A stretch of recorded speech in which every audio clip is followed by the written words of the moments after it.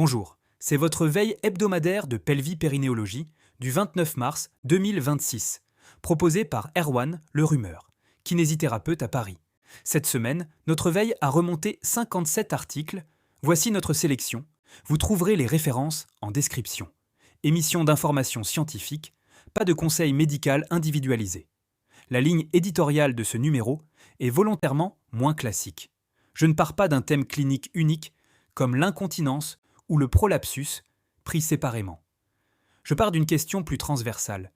Comment mieux décrire, mieux trier et mieux orienter les patientes et les patients quand les symptômes pelvipérinéaux se ressemblent, se chevauchent ou arrivent dans des contextes très différents. Le meilleur exemple vient d'Ölçükioğlu, Tenlik, Gökhan et Hall dans Abdominal Radiology avec The Diagnostic Value of Magnetic Resonance Defecography in Differentiating Evacuation Disorders among Patients with Manometric Dyssynergia. Les auteurs prennent 252 patients, ayant tous un profil dyssynergique à la manométrie anorectale, puis les réévaluent en défécographie par résonance magnétique. Et là, la leçon est brutale. Seuls 56,3% correspondent à une vraie dyssynergie de défécation, tandis que 43,7% relèvent en fait de troubles structurels non dyssynergiques. Autrement dit, la manométrie seule surclasse des patients dans la mauvaise boîte. Le critère radiologique le plus performant n'est pas l'évacuation incomplète, trop sensible, mais peu spécifique.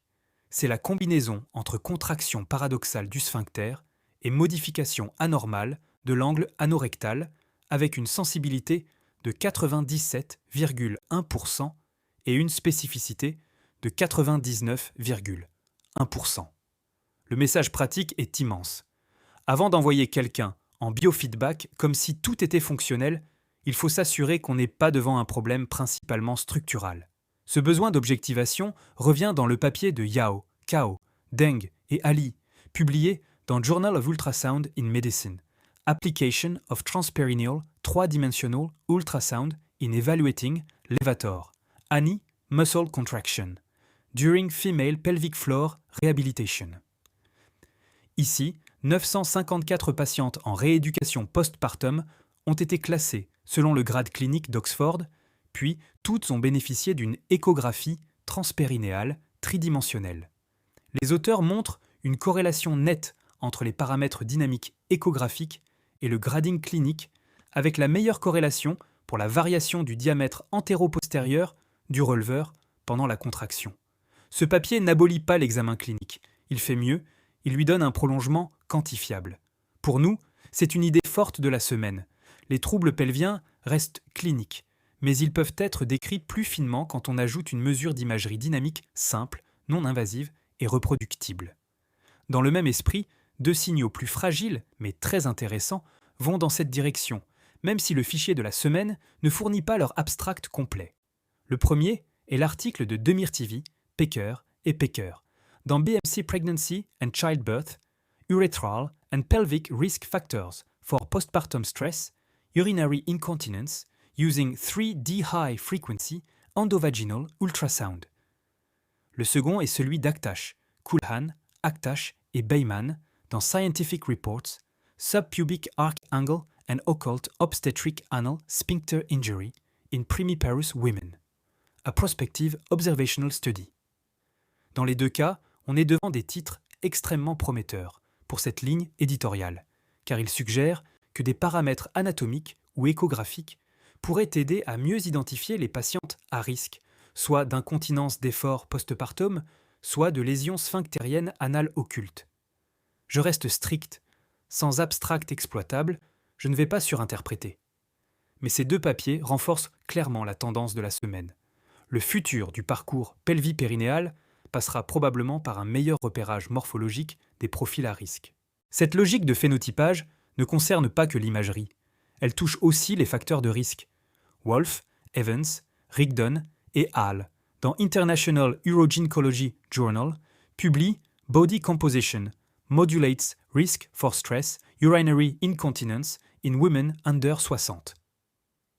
En exploitant les données NHANES chez 6276 femmes de 20 à 59 ans, Il montre que le risque d'incontinence d'effort ne dépend pas seulement du poids au sens grossier. Chez les femmes non obèses, l'augmentation de la masse grasse totale, de la graisse tronculaire et viscérale, ainsi que certains marqueurs métaboliques, modulent le risque.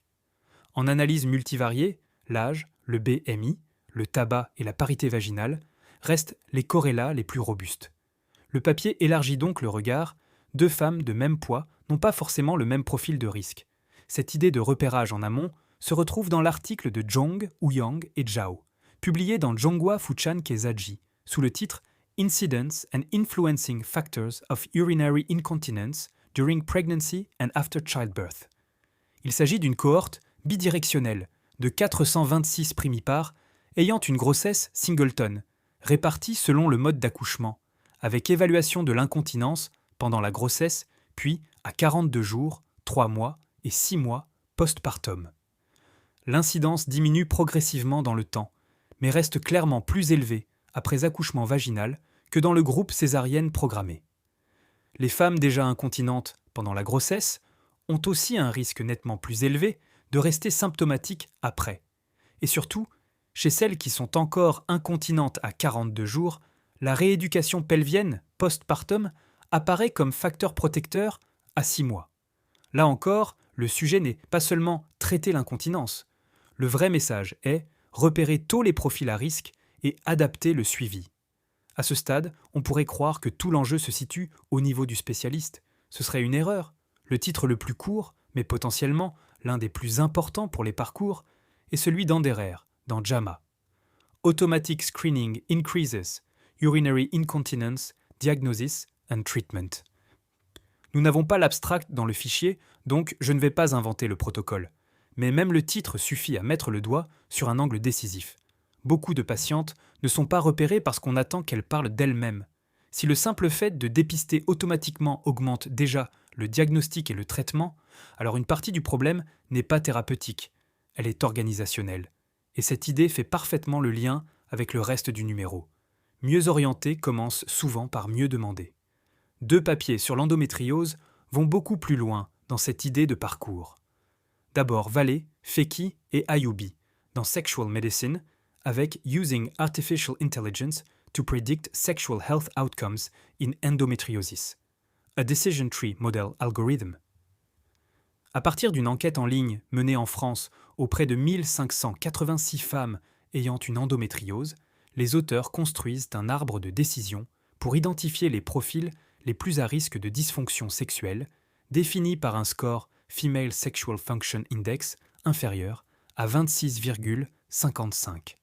Dans l'échantillon, 86% répondent à ce critère.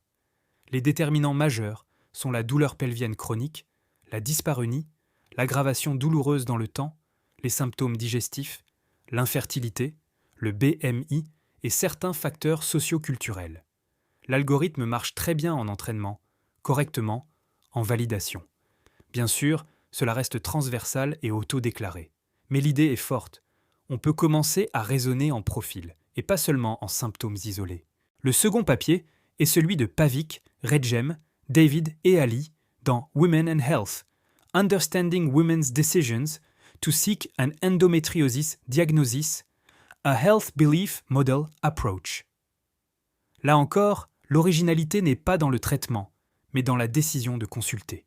Les auteurs montrent, sur 388 femmes, que l'intention de prendre rendez-vous est surtout liée à la dysménorrhée et à la perception de sa propre vulnérabilité, alors que le passage réel à l'acte est aussi influencé par la dysurie, l'auto-efficacité et les signaux sociaux incitant à consulter. Dit autrement, entre ressentir des symptômes et entrer dans un parcours diagnostique, il y a un espace cognitif, psychologique et social. Pour un journal orienté, mieux trié, mieux orienté, c'est exactement le type d'étude qu'il faut mettre en avant. Cette réflexion sur le parcours est particulièrement intéressante en oncologie gynécologique et digestive. Andrade, Pilger et Candido dos Reis, dans International Urogynecology Journal, signent Prevalence of Pelvic Floor, Dysfunction in Women with Cervical Cancer, a Cross-Sectional Study. Leur point de départ est simple et intelligent. On attribue souvent les troubles pelviens au traitement oncologique.